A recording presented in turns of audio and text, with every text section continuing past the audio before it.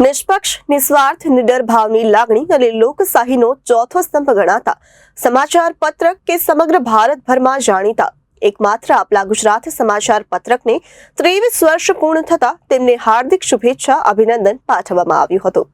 પાછલા 23 વર્ષોથી લોકોની વચ્ચે રહીને ઘણા સરાહનીય કાર્ય કરીને લોકોની સમસ્યાઓનું નિવારણ, તેમની મુશ્કેલીઓનું નિવારણ કરી અડગતાથી લોકોની વચ્ચે અને લોકોની પહેલી પસંદ અને સાથ સહકારથી 23 વર્ષ પૂર્ણ કર્યા। તેથી ગઈકાલે હાર્દિક શુભેચ્છા અભિનંદન પાઠવવામાં આવ્યું। આ કાર્યક્રમમાં આપલા ગુજરાત સમાચાર પત્રકના ચેરમેન સાહેબ રાજેન્દ્ર ચૌધરી, રાજશ્રીબેનની હાજરીમાં કાર્યક્રમની ઉજવણી કરવામાં આવી હતી।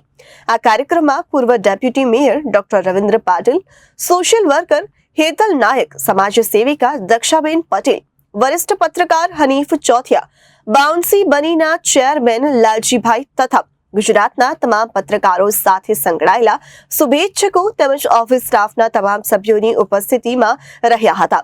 આ તકે ઉપસ્થિત મહેમાનોને પુષ્પગુચ્છ આપી તેમનું સ્વાગત સત્કાર કરવામાં આવ્યું અને દીપ પ્રજ્વલિત કરી કાર્યક્રમની શરૂઆત કરવામાં આવી હતી। આ દરમિયાન કેક કટિંગ કરી કાર્યક્રમની ઉજવણી પણ કરવામાં આવી હતી।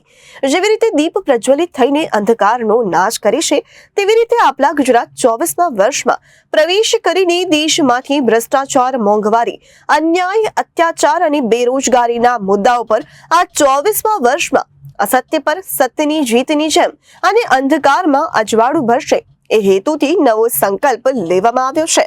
આ કાર્યક્રમને સફળ બનાવી હર્ષોલ્લાસથી આપલા ગુજરાત સમાચાર પત્રકને હાર્દિક શુભેચ્છા પાઠવવામાં આવી છે। Bureau report, Janadesh news, Surat.